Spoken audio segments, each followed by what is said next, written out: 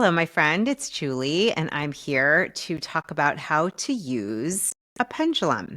So, we're going to go through the very basics of how to use a pendulum, and I will give a demonstration. And then I want to say that, it's great to get your own pendulum. You can find these in a lot of the crystal stores, metaphysical stores, boutiques that have things like crystals and oracle cards, or you can always go online and look up pendulums. And the thing is, if you're going to go in person, which is great if you can, is to test them out and see which one feels the most connected to you. But if for some reason you can't get to a store, it is perfectly fine to buy one online. You can also use your necklace. You can take it off and hold it. Or what I do is I actually wear my pendulum. I have one right here and I wear it often. And that way, if I want to test something and find out the higher guidance and intuition, I have it right with me. I'm also going to teach you a really quick, awesome tool to use your body as a pendulum as well. So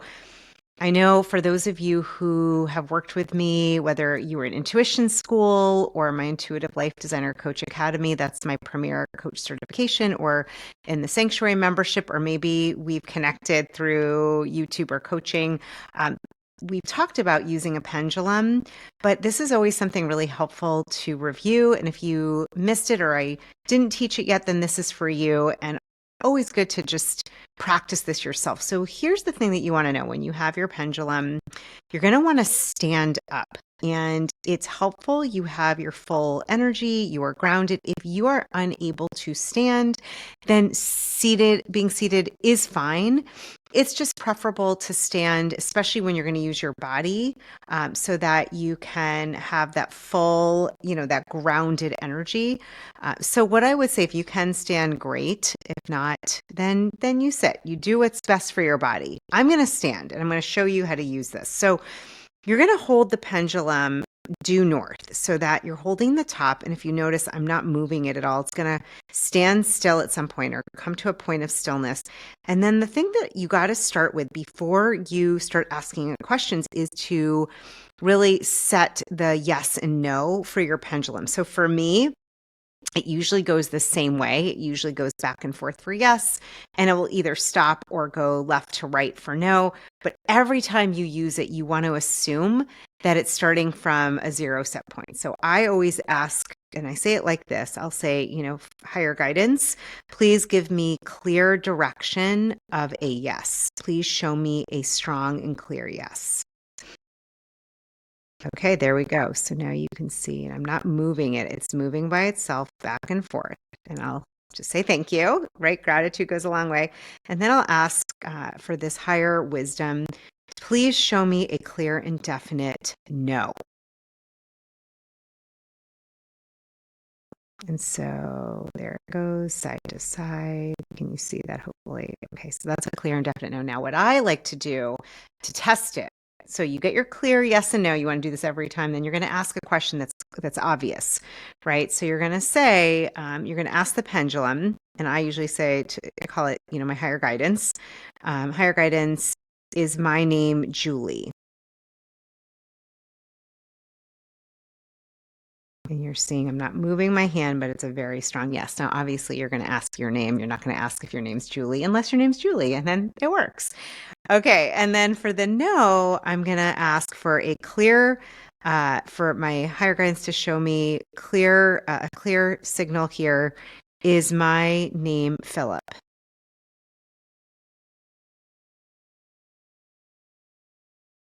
And it's taking a minute, but here we go. Okay, hopefully you can see that it's back and forth. I'm not moving my fingers, but that is a no, which is correct. That is not my name.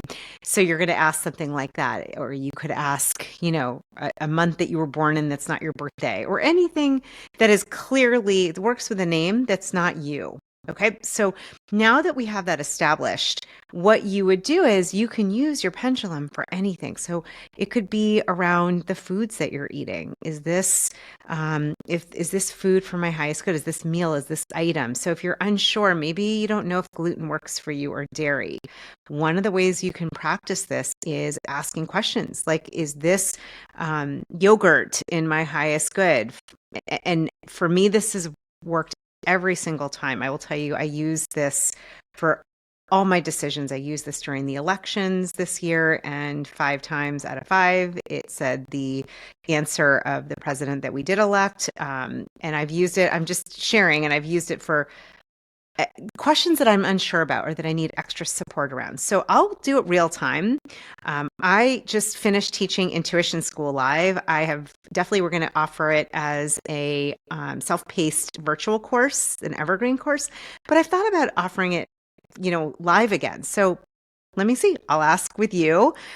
This is just an example. So let me ask for higher guidance. Please let me know if it is in my highest good and those I'm here to serve to teach Intuition School again live.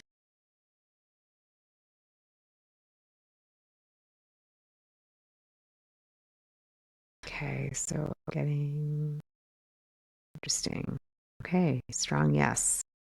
That's a strong yes. So I'm going to ask it one more time. This is what I usually do. I ask it 2 to 3 times. I'll ask it one more time just to be sure.